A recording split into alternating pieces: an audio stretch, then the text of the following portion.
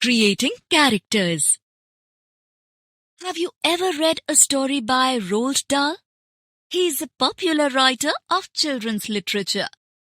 Read this autobiographical piece where he tells us how he creates his characters and how they are supported by the work of his favorite illustrator, Quentin Blake. Most of the stories I write all begin with a small germ of an idea for a story. I then take that idea and begin working with it. All the finer points to the story are worked out as I sit in my chair and write. Books do grow in other ways.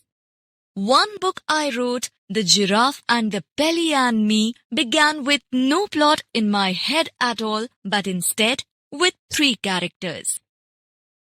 Now for me, writing the text of a short first-rate illustrated book for young children is the most difficult task of all.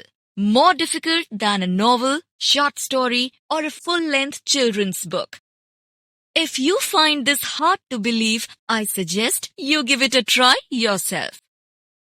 I believe I managed to achieve this once with The Enormous Crocodile with the help of Quentin Blake's marvelous illustrations.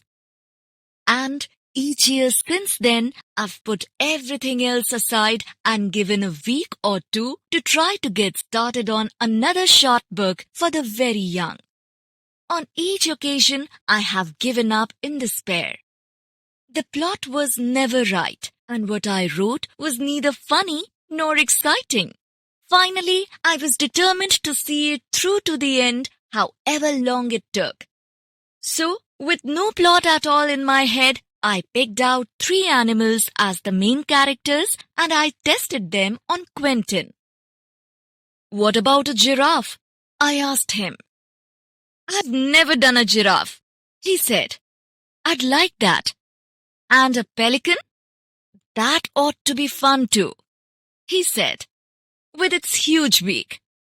"And I want to keep the monkey," I said, "because you drew it so wonderfully in The Enormous Crocodile. So, if I give you a giraffe and a pelican and a monkey, will you be happy?" "Super," Quentin said. "Have you got a story yet?" "No." So, I started trying to build a story around these 3 creatures. It was very difficult. For 7 months, I wrote and discarded and I rewrote. And you must believe me when I tell you that I have a file of discards and rewrites which contains exactly 314 handwritten and typewritten pages. The finished story runs to 34 and a half typewritten pages. That's how difficult I found it.